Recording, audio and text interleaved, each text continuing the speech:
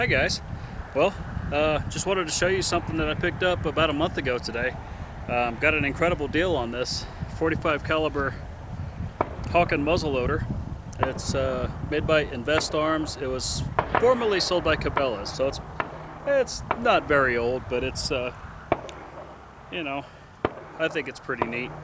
So I just converted this over to a mag spark because I couldn't get any number 11 caps for it. So a mag spark allows you to fire a 209 shotgun primer in one of these old muzzle loaders, or traditional style muzzle loaders, I should say. Let me get this cap out of here, and we'll get a cap in and we'll give it a shot, quite literally. So sometimes they get a little fouled up and get stuck. Just comes with the territory.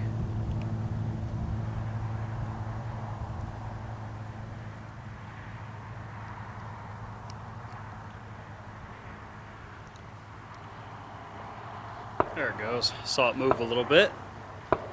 Should be shitting in high cotton real soon.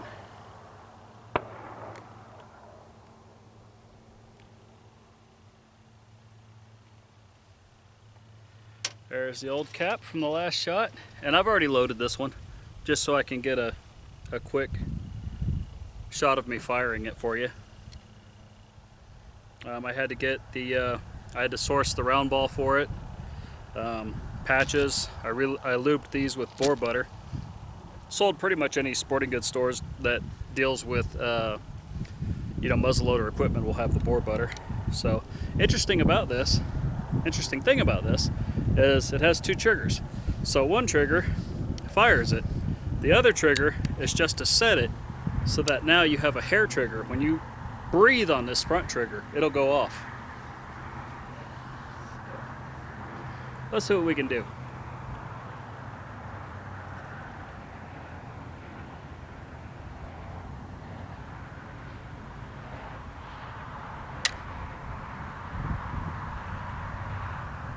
Okay.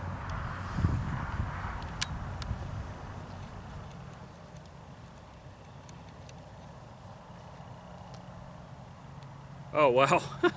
I had an old primer sitting in with my new primers. I don't know, I've been throwing them aside. So let's grab, that's another old one. Weird. Those should not be in there. My new primers. There we go. Okay, I was reaching into the wrong pocket. I try to pick up after myself when I'm in places, or any place out in the wilderness. So I don't like to make a mess if I don't have to. All right, now we'll go through the procedure again. We'll take this, we'll set this trigger, and the next one will be go time.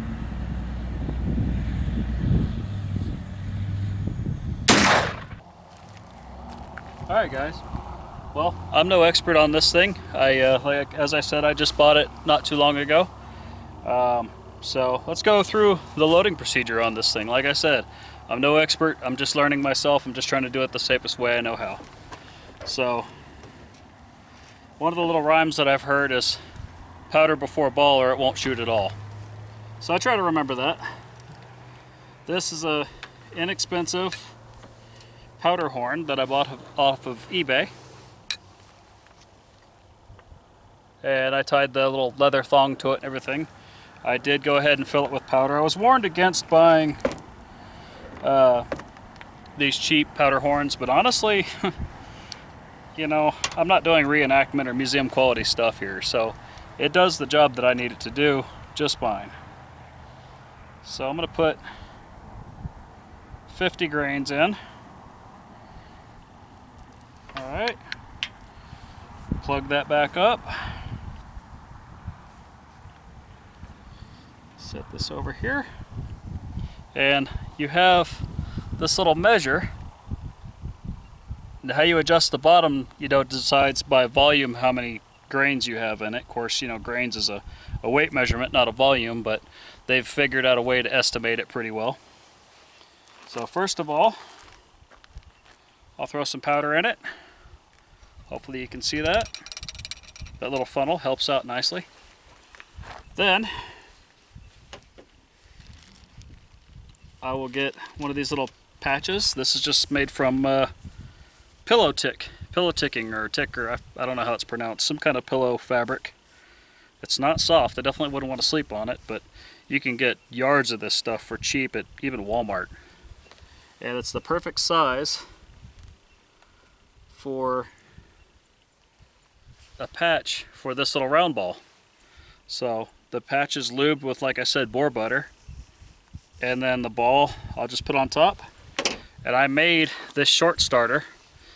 And a short starter just gives you a little bit more leverage to work with. It's not a long rod that'll break so easily. So I used a piece of animal bone and a couple of pieces of hardwood dowel and some leather to make this little short starter.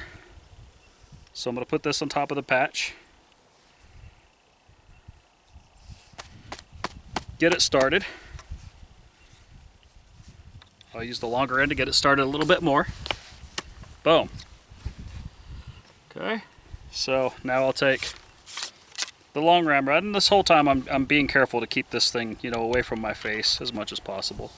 And from what I understand, you stay low on the rod to run that ball down in there, because this rod can actually snap, and if it snaps, it can go into your hand, and that doesn't sound very pleasant to me.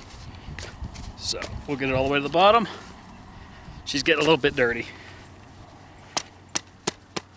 Boom. Okay, I know right there, that's seated just by the sound of it. Okay, so now the ball's in.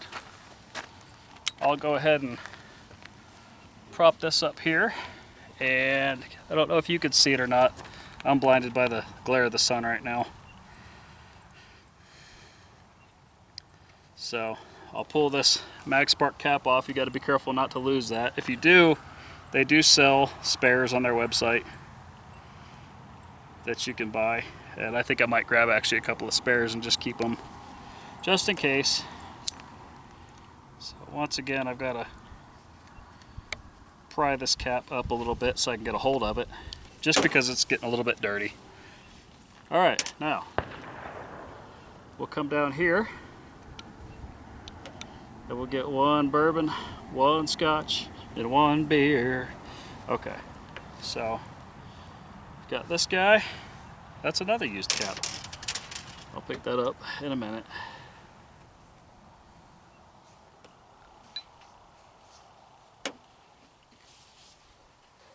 So there's a good one.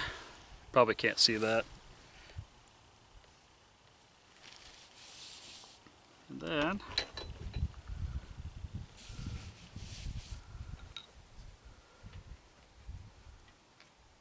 get my cap out of here. I always put it in that bag. It's hard to find in the bag, but at least it's easier to find than on the ground, right?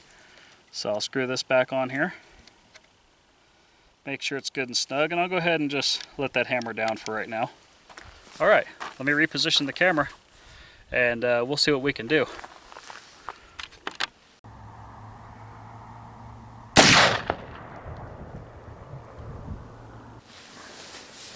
Hey everyone, just got finished cleaning myself up and cleaning up the muzzle loader and all that good stuff. I had to end that video a little bit more abruptly than I wanted to. I wanted to actually spend some time and give you some video of the carnage, you know, shooting the Coke bottles and targets and all that kind of stuff. But I ran into a little bit of an issue. It would appear as though somebody, well, let me back up a little bit. I'm not very well versed in muzzle loaders. You know, it's a very new thing to me. It's something I've always wanted to try. You know, most of your common weapons, your shotguns, rifles, handguns, and all that, I'm very familiar with. But not so much with muzzle loaders. So when I purchased that Hawken from that individual, I kind of, you know, I looked it over really well, looked for all the usual things like rust and, you know, overly worn parts and, you know, things like that. You know, made sure everything worked properly. But didn't really think about as far as the hardware that was used on the gun, whether or not it had ever been replaced, if it was the original. you know, as far as the screws go and all that.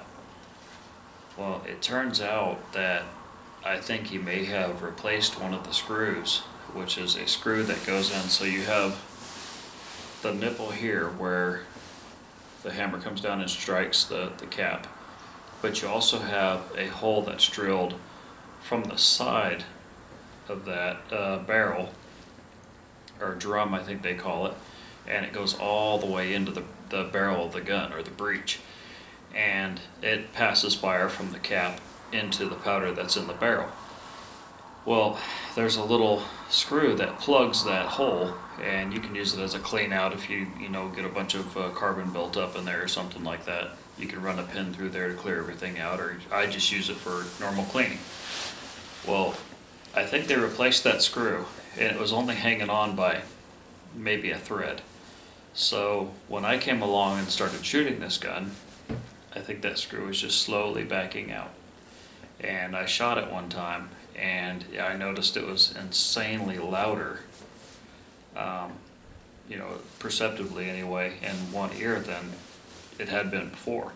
Because usually with that particular gun, I don't even really need any hearing protection. It's not, where I shoot at it, the sound dissipates pretty quickly. It's not very loud. Well, my right ear was ringing, and I started trying to figure out why that was. And I'd loaded normal amount of the normal grains that I was loading of powder, so nothing was different that as far as anything else goes. So I started looking over the gun, and I noticed that little plug was gone. And then I looked over at since I was shooting over the hood, that little plug was facing the windshield of my vehicle. So that plug actually shot out with enough force to make it a good 3/4 of the way through my windshield. So now I have a little hole-looking deal in my windshield.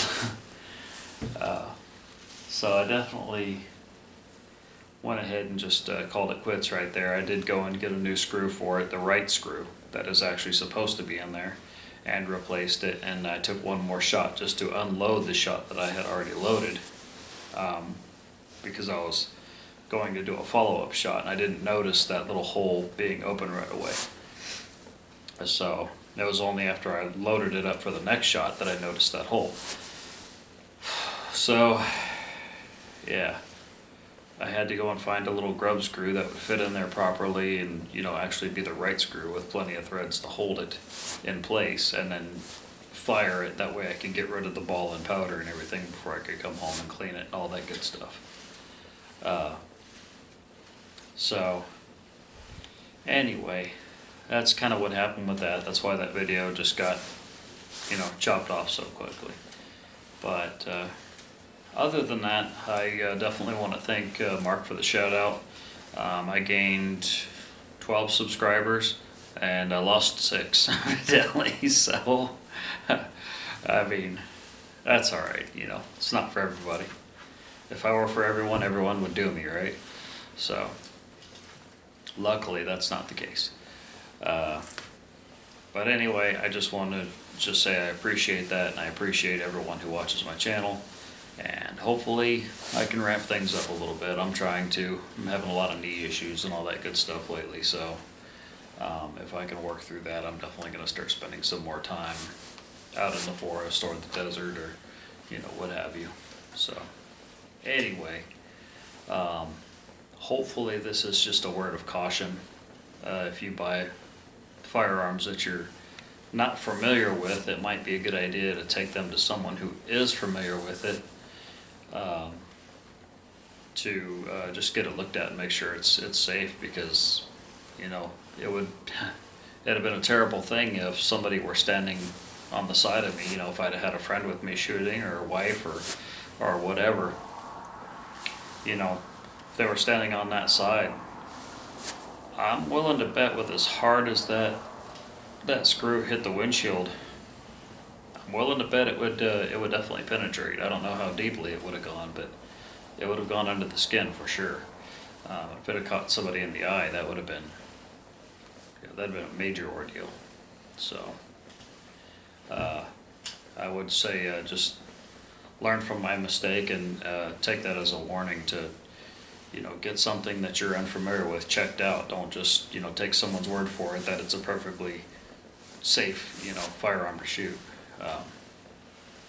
So, anyway, I've got it fixed now. The problem is remedied, and hopefully I can go ahead and get it zeroed in, which is what I wanted to do today, aside from this little mishap. I'll get it zeroed in at some point, and hopefully we can do some squirrel hunting with it, or maybe even next year we might be able to do some larger game hunting. So anyway, I hope you have a great night. As always, I hope you succeed in everything you attempt to accomplish in your life, and I hope you have a very Merry Christmas. Take care.